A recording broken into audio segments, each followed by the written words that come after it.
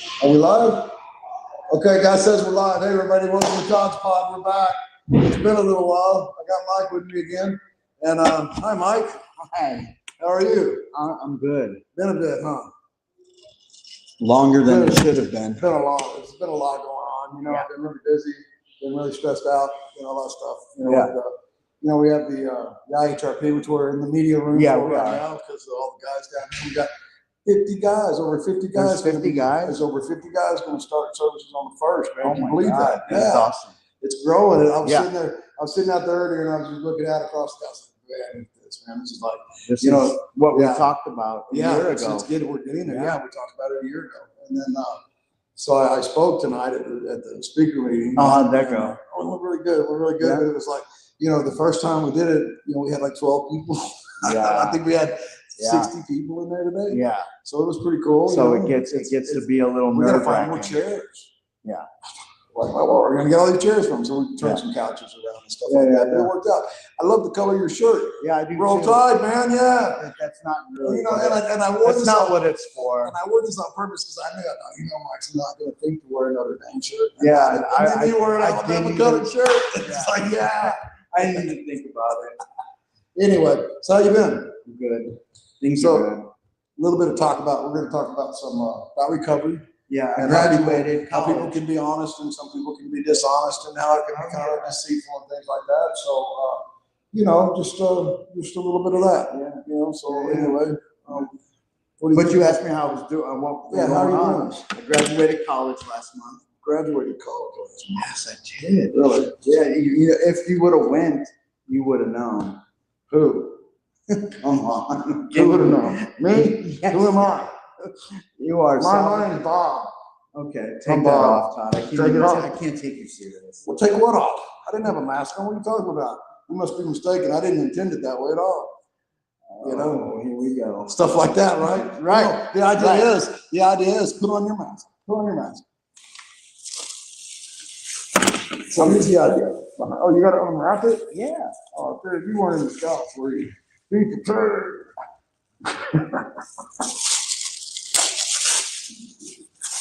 All right, put it on. Put it on, hurry. Get it on.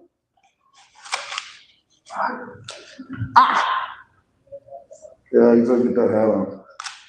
Okay, so this is us in our addiction. Is this how we keep anonymity? It's a little late for that. Yeah. But no, this is like us in our addiction, right? Yeah. We walk around and we don't want people to see who we really are. Right. And we think people can't tell and see who we really are, right? So then we get, you know, we go through and we get recovery and things like that, and then we start feeling a little bit better, right? And then sometimes we walk around like this, right? And we kind of show people who we are, right? Am I supposed to be following your lead? You can. Okay. And then we kind of show people who we are, right? Yeah. But early in recovery, then we tend to sometimes backtrack and kind of hide back in the corners and isolate and get away from people and everything. But the thing is that this is supposed to, you take it off. This is supposed to come off. Yeah. When we get sober. Right. But, you know, in some cases, there's people that they keep their mask on. Oh, absolutely. You know, and so we meet people, like there's people that there's a guy that I met in recovery when I first got sober, right? And then, you know, we kind of clicked and kind of a guy that I kind of looked up to and everything, right? And, you know, I didn't know. I thought when people got sober and got into recovery, I thought they were like me or like you know, that they were in recovery and we're supposed to be honest. We're supposed to be a person of our word, things like that, right? So we go through life and we sometimes depend on these people, right? Absolutely. And then, you know, we find out down the road, we get this and we're like, and then suddenly this happens and we're like, who are you? Right. And what happened to the guy that said he was going to do this or do that and do this or do that? Yeah. What happened to that guy? Yeah. And why are you trying to basically invade and take over my world? Yeah. And it's like, that is not recovery. No, that's dishonest in recovery. That's actually using recovery to take advantage of other people. Right. And it's hard for me to swallow. So I had this happen and it went on and I tried to tell myself it wasn't true. I tried to tell myself, hey, this isn't really what's happening here. that it was something else, and that this person would come around and do the right thing, and you know, be like we are in recovery. Right. You know, because I took him at his word, and and all these things, and it just got worse and worse. And then there came this time when suddenly he's going to help me out of all these problems, and the way he's going to do it is to take over everything that I take this over. Right. All of it. Right. I saw greed. Yeah. I saw pride. Right. I saw ego. Right. And it would have just been a disease. Selfishness. All those things that were just, man, it was very deception. Yeah, and it was very upsetting. Yeah, very upsetting. Oh yeah, I'm right there with you. Yeah, and I just can't believe that things ended the way that they did. But the thing is, what I found was, I'm strong in my recovery, right? I feel really strong in my. What about people that aren't as strong as I am, that have to go through those kind of things with people? So you have people in recovery that aren't quite honest or aren't quite right, and they take some of these people that maybe aren't as strong as you and I in recovery, and it takes them down. Right. They die. Yeah. Yeah. How could you live with that? I don't know. I mean, I can only assume, but yeah. Yeah, I know, but I mean, the thing is that it's like, and how could you even fathom being like that? Right. What I have to understand is not everybody's me, and not everybody's. Not that I'm great, because I'm telling you what, I sometimes cuss like a sailor, and sometimes I am not a mess. Sometimes we're a mess. Exactly. Sometimes we're a mess, but you know what I don't do? I don't take people down that road. Yeah, you don't project it on other people. No, neither do I. I mean, and I'm not going to use other people for my gain. Right. I don't need that. You know, I don't. That's not what I'm in the game for. I'm in the game to spread recovery and to help people. You know, and yes, the thing is that there may be benefits for us down the road for doing this, but that's an off thing. You know, it's not a requirement for me to do what I do. You know, and I'm not out there trying to be a shark and take everything from everybody. Right. You know, and just to where I can drive a little better car than other people drive, although it's really not such a great car. Really, it's really low now. It's kind of rusty. I don't know about rusty. Are you talking about the one in your driveway? No, not that one. But that one is rusty. I'm telling you. No, I'm just talking about this one person. I'm thinking about it in particular. Yeah, but I mean, you know, I know exactly what you're talking about, because said person was part of my life for 13 years. Dude, I can't believe it. Right. I mean, I can't, and I don't know. You know, I pray for him like they tell us to do. You know, you pray for people that like that, and so I do pray for him, and I wish I could understand. I wish I could understand what was happening and why, but it's all. I think it speaks for itself. I think, you know, and it's very very very what comes upsetting. to mind is the sickening prayer. Yeah, no, exactly. You know, you can be flashy, you can have all this, everything looks good on the outside, but you are just a fucking mess on the inside. Yeah. Yes. Yeah. So yeah, I agree. You know, I know that it can't be. I mean, it can't feel good to be that way, unless you just get used to it because you've done it so long. Maybe. You know, it's like clockwork. Maybe. Well, you know, I was talking to a friend of mine about it, and he was talking about the drunk horse thief, right? You get that horse thief. We talked about this. We get that whole horse thief sober. What do you got? Yeah. A sober horse thief. Yeah, exactly. It takes change. You got to change, and if you don't change on the inside, your outside, you're still going to be that sober horse thief. You know, and it's like, okay. But the thing is that I'm so. Why would somebody sober want to steal a horse? You know? Same way as somebody drunk wants to get naked, I suppose. I guess. I mean, I don't, maybe that's not my cup of tea. But right. I haven't gotten naked since I've been sober. Right. But, exactly. So I guess maybe I changed. Yeah. On the inside. Psychic change. Yeah, that's psychic change, right? And but I mean, you know, and that's what we want to spread. Yeah. We want to spread that kind of recovery. The kind of recovery that says, you know what? When I tell these guys when they leave here, I want them to stand tall and be proud. Right. I don't want them to be leaders. You know, it doesn't have to be the leader of a nation or Right. anything. I was just thinking that in your own nation. family, Yeah. in your own family. You know, just be a leader in your own family. Be a good brother. Be a good example of what recovery is about. Exactly. Yeah. And spread that example and make Absolutely. IHRP just everywhere. Because we were talking about what came to mind was, quantifying our actions. Yeah. Okay. So if you took one person and if you took and you talked to that person, like for instance, Caleb, the guy that talked to me about getting sober, right? The day that he talked to me about that was at weekends. He took time out of his day to talk to me about getting sober. Right. If you asked him to quantify what the result of that was going to be on that day, he had no idea. He had no idea. No idea. You could say, well, maybe this guy will be okay, right? That's what we see and that's what we do when we talk to people about getting sober. We don't have any idea what that's going to do. But for every one person that we do that, if we do it right and we do it good, Caleb was great, man. This guy was a great mentor for me, right? I think I remember. Yeah, and he was fantastic, and he actually taught me how to talk less abrasively. I might say it that way. He would be like, "Talk to me. That's not correct. You can't talk that way." I'm like, "Oh, what do I need to say?" And he would tell me what to say, so I knew how to act because I didn't know how to act in some settings, right? But the thing is that he had no idea, but he did it anyway. And so we cannot quantify what one person will do. Right. And so, you can say, well, I only helped one person. Oh my God. I mean, that one person could have went on and helped one person who helped one person who became the governor of the state of Texas. Who knows? So you never know what our actions are going to do. So if I took somebody and I was dishonest with them and I took their recovery and took advantage of them and used them and spit them out like they were nothing. Right. I can't quantify the result of that either. Right. Because not only is that going to affect him and probably cost him his recovery, but what about the people around him? Because when you get something like that and you get that angry and you get spit out like that, it spreads like cancer, right? So we're quantifying on one side the good of everything, and we're quantifying on the other side the bad of everything and how it spreads. You can't, and you just can't imagine. Thank God, or my God, or my higher power, whatever you guys want to say. But anyway, thank that person for giving me the strength to be able to ride this out. And did you know? So today I had, I guess they call it an epiphany.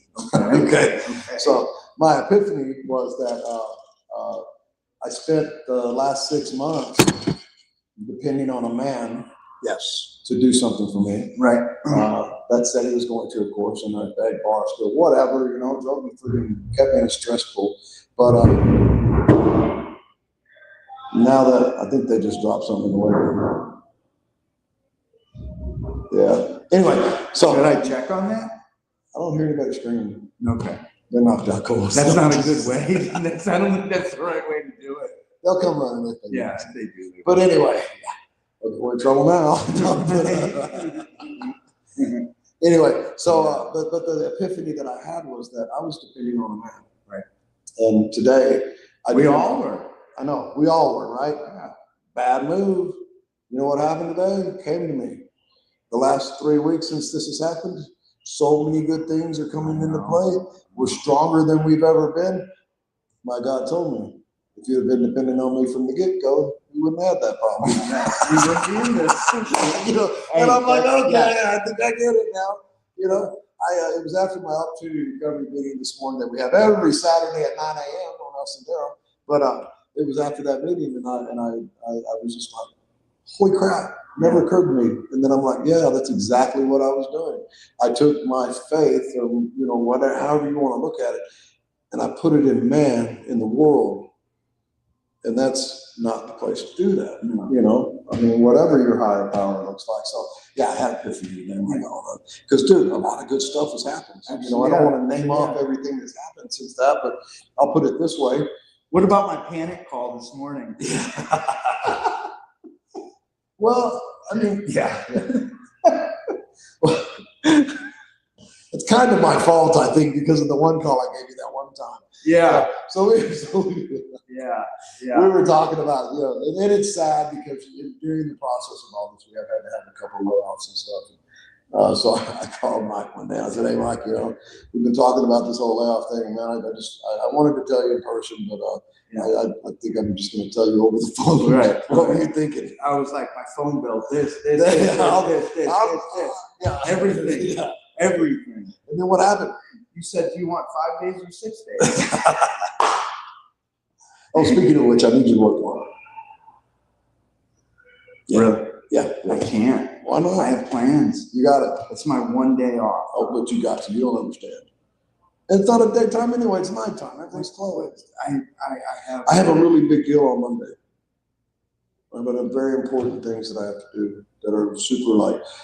I have people coming in from out of town to take a look at my S and their location, dot remodeling, things like that. Yeah. So I got to be sharp to meet them. But I'll work a double tomorrow if I have to. If you want to.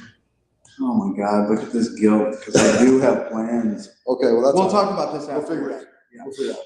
Everybody out there, you saw. You just left me hanging like roadkill, man. Oh my God. Anyway, no, I'm just messing with you. I probably shouldn't talk about that on the podcast, but I thought I'd put you on the spot. Yeah, of course. Why not? See how I react. You see how you react. Yeah. See, look at that. Great example. Of what? Of just anything. Oh, yeah. Well, yeah, you're right. I shouldn't have done that. Y'all erase your thoughts, take that all out of your head. It didn't happen. You're still back there. Bad for doing things live. I guess I should have taped this one so I can edit that out. Yeah, but that's okay. Cut the edit. It just popped into my head. It doesn't line up. I thought Tom was sitting over there. Yeah. Sorry, I just really popped into my head. We have to talk about what pops in my head. Yeah. So, honestly, man, what do you think about what's going on today? I didn't expect us to have this many guys already. I mean, we have a waiting list. Yes, we do. We have a waiting list. Well, the reason we have a waiting list is because we don't have the funds to hire more staff to fill more beds. Right. If we had more staff, we could actually increase our numbers even more. Yeah. But we have to hold it at that because of the funding. We just don't have enough funding to bring the staff on. But the good thing is that we have things in the works. So come probably, August, we should be good. We'll probably have enough money. We can hire some more staff and build our numbers up a little bit, pay some bills that we need to pay, that's finally a turnaround. And that's more of that whole, be dependent on a man. And now I'm not dependent on a man, and it's better. It's so much better because I wake up in the morning and I know what I have to do. Right. Instead of waking up in the morning and wondering if somebody's going to do it for me. Right. Although that's the way it was supposed to be. Right. And think about it, dude. If you put an opportunity in front of me like that, I wouldn't have shot myself in the foot. I would have grown with it. Right. Right. I would have grown with it. I wouldn't have done that. But anyway, I guess and I thought about it. It may not have been like that. It may have just been that he wanted out. Yeah. He may have just wanted it. It may have just been too much for him to bear. Yeah. Too much to handle, and he just went about it the wrong way. And he totally went about it the wrong way. Like 100%. Yeah. So, I don't know. But anyway, so, we got 50-something guys. We got 50 guys starting programming this on the 1st. And we got, man, it's amazing. And some of the connections that we're making with some of these other recovery places is really cool. I didn't even realize we're out there. I'm going to throw it out there. Blue Heron Recovery, man. It's an amazing place. Yeah. Have you ever been there? I have not. Oh, God, it's amazing. Dude, it's like a whole nother world. Yeah. You go there and just going there and getting out of the car and just seeing it is like relaxing. Yeah. You don't have to ride out there, take out there and show. It's just out there on 410. Yeah. But it's like a whole other world. But they came in and they're helping us a lot, as far as like being able to give our guys some good classes and help them. Really got some really encouraging stuff going on there. And then we got some other things going on. But and the people that I'm meeting now, that for some reason, I guess they didn't want to talk to me when I was associated with other folks. Well, there was obviously a reputation that we didn't know about. Yeah, apparently. Yes. There obviously was. Proof's in the pudding, right? Yeah. Now everybody wants to have a relationship with us. Right. Anyway, yeah. So, but it is what it is. I have to give credit where credit was due, though. If it wasn't for that individual's encouragement, I probably wouldn't have started this. Right. So, There's a season for everything, right? So, yeah. So for that, I'm super grateful. I don't wish any bad on him at all. I pray, like you said, I pray for him to be okay, because I know it's got to be hurting him too. Well, you know what? I honestly think that the repercussions are gonna be forever damaging. Yeah. You know. So I mean, how do you come back from that? I don't know. I guess we're gonna see. Yeah. I mean, not us. We're coming back. We're already back from our real repercussion thing. Right. Because I did my part. Yeah, I know, and I did my part. We're standing up and doing our part. You know what our part is? Our part's those guys out there. Absolutely. That's our part, and that's all that matters. Yeah. Nothing else matters. It doesn't matter. Nothing else matters. It only matters about them. Yeah, I've made it a thing for guys that come in, like within a couple of days, introduce myself. Yeah. And tell them whatever you need, just talk to me. Exactly. I'll do what I can. Exactly. You know, don't just whatever you do, don't walk out the door before you talk to me. Right. Exactly. No doubt. Well, anyway, it's been good. I know we haven't been on for a long time, but I wanted to get back on and get some things off my chest and talk a little bit. I appreciate you putting up the time and everything. And a little exposure. You like my gold? I don't like the gold. You don't like the gold? No, I think gold is gaudy. How about this one right here? That one's pretty cool. That was pretty cool. Yeah, I got paint markers so we can make the gold a different color. Yeah. You don't like the gold, really? I know. I don't really. Yeah. It's saying too much. It's saying too much. It's saying too much. I'm golden, man. I'm golden. Yeah. Oh no, I'm not golden right now. But okay, so what is the name of the guy that wears these masks?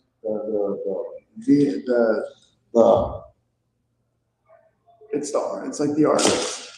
The artist. Vendetta mask. It's the Vendetta. The thing for Vendetta. Yeah, it's the Vendetta. But it's a representation. Anonymous. Of Salvador Dali. Yeah. Yeah, I would say so. There you go. It's your rosy red cheek. Where did these even come from? I ordered them like, I don't know, 6-7 months ago, because we were going to do I was going to do a podcast. Huh. So I had to bring them and just do it just for the heck of it. Yeah, I don't know what exactly. I don't know. I kind of like them, but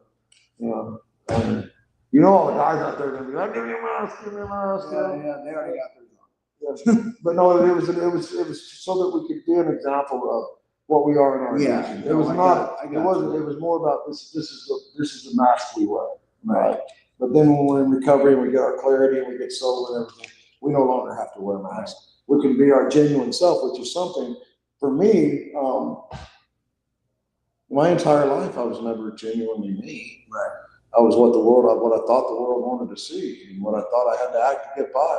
Yeah. I mean, there was parts that were, I guess, genuine, but when you really got when the rubber hits the road, as they say, or whatever, really, I didn't know. Yeah. You know, I didn't know what a good father was, so how am I going to be a good father? Right. I had to act like a good father. Right. My son said something to me.